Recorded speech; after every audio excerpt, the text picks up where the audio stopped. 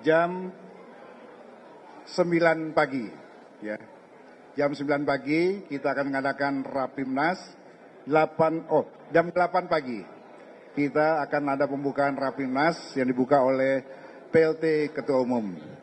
Kemudian diharapkan selesai jam 1 dan kemudian dilanjutkan dengan persiapan Munas jam 2 siang. Jadi Rapim ini agendanya adalah pengesahan pengunduran diri Ketua Umum Partai Golkar Bapak Erlangga Hartarto, kedua pengesahan PLT, dan kemudian juga pengesahan jadwal Munas yang akan kita selenggarakan pada tanggal yang sama jam 2 siang di JCC Senayan. Para pimpinan daerah, ketua-ketua daerah, ketua sekretaris dan bendahara diharapkan sudah hadir semua di Jakarta untuk mengikuti Rapimnas dari 38 provinsi. Ya. Yang kemudian disusul dengan hampir 558 pengurus kabupaten kota akan berkumpul di JCC. Undangan Rapimnas diperkirakan mencapai 500 lebih dan Munas 1.500 peserta. Munas akan dibuka tepat pada pukul 15.00 yang dibuka langsung oleh Ketua PLT Ketua Umum dengan agenda sebagaimana biasa Munas dilakukan. Dan kemudian diharapkan Munas lanjutannya dari pembukaan hari pertama besok paginya jam 9 untuk mendengarkan laporan komisi ya, dan dilanjutkan dengan pemilihan atau penetapan Ketua Umum Partai Golkar 2024-2029. Pembukaan pendaftaran sesuai dengan apa yang sudah disampaikan oleh SC dimulai besok jam 4 sore sampai jam 10, tentu saja dengan persyaratan yang diatur dalam anggaran dasar, anggaran rumah tangga kita. Tema kita adalah Golkar Solid untuk Indonesia Maju. Demikian yang bisa disampaikan, nanti detail yang perlu penjelasan bisa tanyakan langsung dengan Ketua ST maupun Ketua OC. Kemudian pada penutupan diharapkan tanggal 21 malam, ya, Munas diakhiri jam 2 siang, karena 4 jam diperlukan untuk sterilisasi. Penutupan jam 19 yang akan dihadiri oleh Presiden Republik Indonesia Bapak Joko Widodo dan Presiden terpilih Bapak Prabowo Subianto. Demikian yang bisa saya sampaikan. Mudah-mudahan apa yang sedang kami lakukan ini tetap dapat menjaga kesolidan Partai Golkar sebagai salah satu aset demokrasi bangsa kita. Sekian, lebih dan kurangnya saya mohon maaf. Wabillahi taufiq wal hidayah. Wassalamualaikum warahmatullahi wabarakatuh. Saya kembalikan ke Pak Bu Mutia.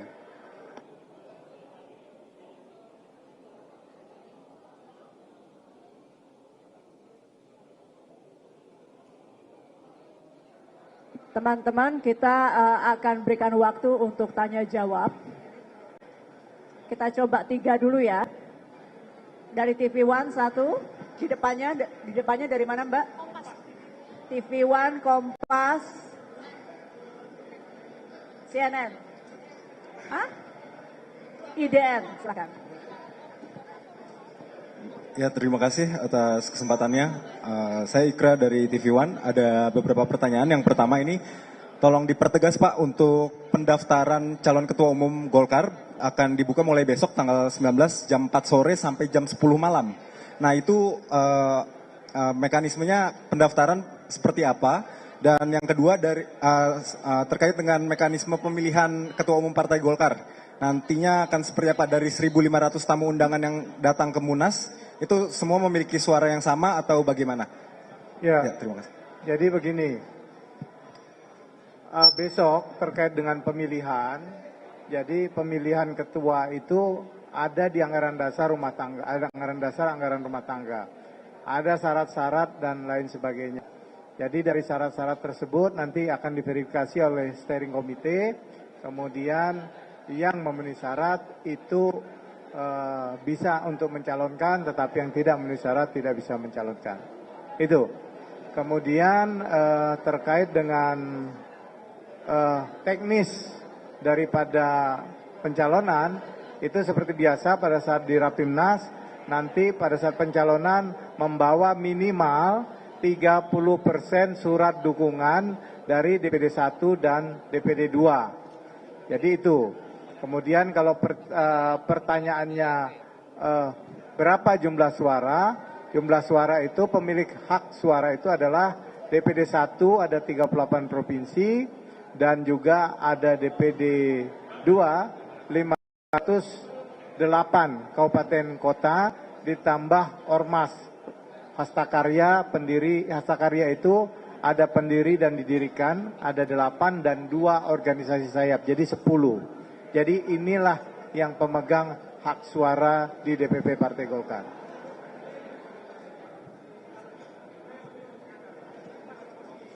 Oke ya.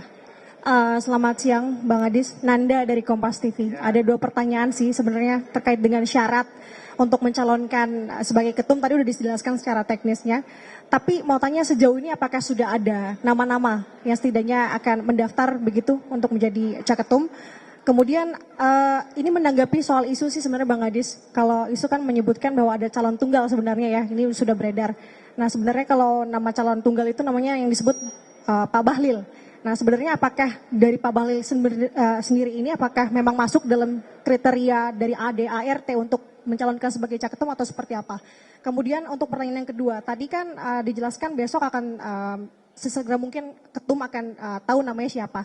Nah sementara kalau dari PLT Partai Golkar, Pak Agus sudah memberikan rekomendasi untuk Pak RK maju di Jakarta. Apakah ini akan berdampak perubahan terkait nama-nama yang sudah diberikan rekomendasi ke depannya ketika ada pergantian ketum? Terima kasih Bang Adis. Ya, jadi untuk pendaftaran kita lihat besok ya. Kita tidak bisa berandai-andai siapa saja calon yang akan mendaftar. Di Golkar ini banyak sekali kader. Jadi kita tunggu saja sampai besok jam 10 malam siapa saja yang mendaftar menjadi calon ketua umum. Itu pun nanti kan melalui verifikasi. Apakah memenuhi syarat atau tidak memenuhi syarat. Pada saat Munas itu disaring lagi. Apakah kalau lolos di sini syarat-syarat persyaratan administrasi di Munas apakah bisa mengumpulkan 30% minimal suara dari pemegang hak suara.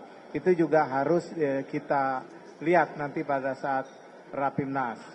Nah, kemudian yang pertanyaan kedua tadi terkait dengan pilkada ya. Terkait dengan pilkada ya kita tunggu saja ketua umum yang baru. Kita tidak bisa berandai-andai kebijakan ketua umum seperti apa. Yang pasti siapapun ketua umumnya akan memikirkan dalam waktu yang singkat karena tanggal 29 Agustus pendaftaran kepala daerah udah berakhir. Yang pasti ketua umum terpilih pasti sudah memikirkan langkah-langkah yang tercepat dalam waktu 7 hari tersebut untuk seluruh pilkada. Nah, kapan bisa diketahui? Tanggal 21, insya Allah jam 13 atau 13.30, Partai Golkar sudah mempunyai ketua umum baru. Itu.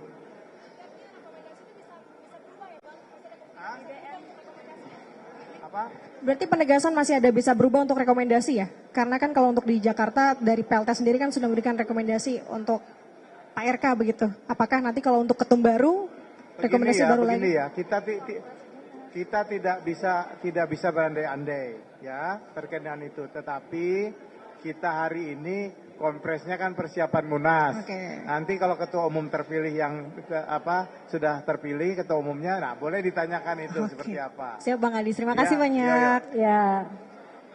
Jadi nanti penanya berikutnya ini sekali lagi konvers untuk Munas. Jadi kalau pilkada nanti setelah kita selesai Munas ya. Siap, silakan IDN. Pak Adis, saya izin Amir dari IDN Times mau tanya paling satu aja Pak. Nanti di Munas itu agendanya tunggal pemilihan ketum atau juga nanti ada perubahan-perubahan ADRT atau seperti apa? Mungkin itu bisa dijelaskan juga kepada kita semua begitu. Terima kasih Pak Adis. Di Munas itu kan pasti ada pemilihan ketua umum, kemudian ada juga program-program. Jadi kita nanti ada konsolidasi organisasi, kemudian program-program umum, kemudian ada rekomendasi dan pernyataan politik. Nah, biasanya juga di setiap ADRT kan adalah sedikit-sedikit perubahan tergantung Munasnya. Nanti kita lihat pada saat Munas besok, dinamikanya berkembang di dalam Munas. Apakah ada perubahan ADRT atau tidak ada. Jadi kita tunggu saja, Munasnya kan belum berlangsung. Dipastikan ada begitu ya Pak? Hah? Dipastikan ada begitu ya?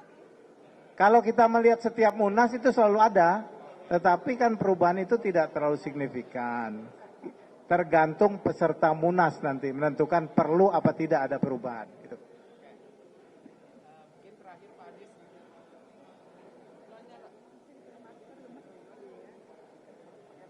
Ini kan juga akan mengundang Pak Jokowi begitu kan, beberapa sebelumnya kan juga santer beredar juga Pak Jokowi akan gabung ke dalam partai ini. Mungkin apakah besok pada Munas itu juga akan resmi begitu atau seperti apa Pak Adis? Tugas saya kan hanya steering komite. Nah ini biar Pak Aceh ketua penyelenggara yang jawab itu, saya enggak. Oke, baik.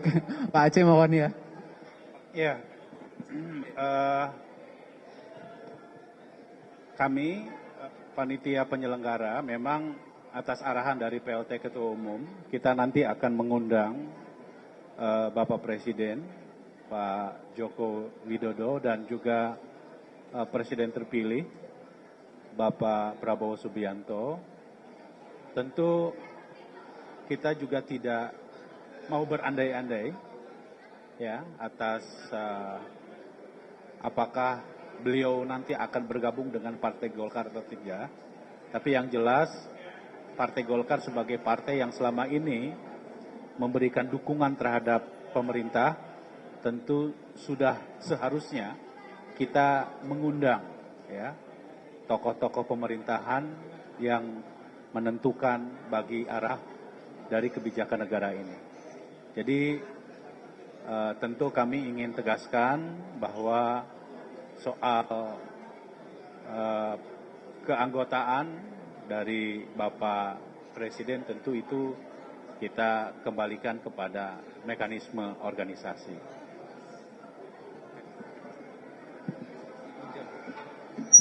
Oke.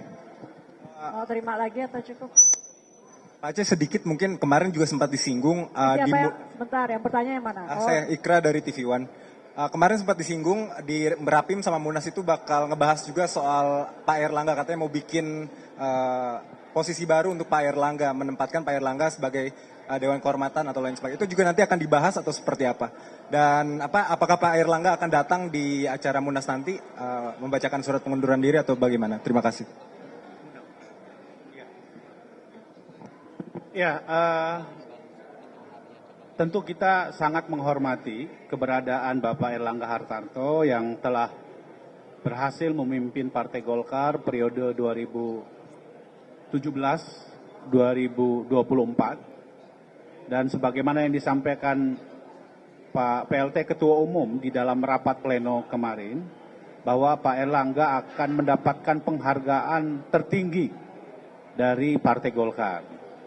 Nah, terkait dengan apakah beliau akan ditempatkan pada posisi di Partai Golkar, tentu ini juga akan dikembalikan kepada proses Munas dan Ketua Umum terpilih ke depan. Yang jelas, kami tadi pagi juga mendapatkan arahan bahwa nanti Pak Erlangga Hartarto juga akan diundang di dalam Musyawarah Nasional ke-11 Partai Golkar. Oke, teman-teman kami ucapkan terima kasih. Sekali lagi kami mohon doa, dukungan dari teman-teman semua, insya Allah rangkaian Rapimnas Munas yang akan berlangsung mulai esok hingga tanggal 21 bisa berjalan dengan lancar, tertib, damai. Terima kasih. Wassalamualaikum warahmatullahi wabarakatuh.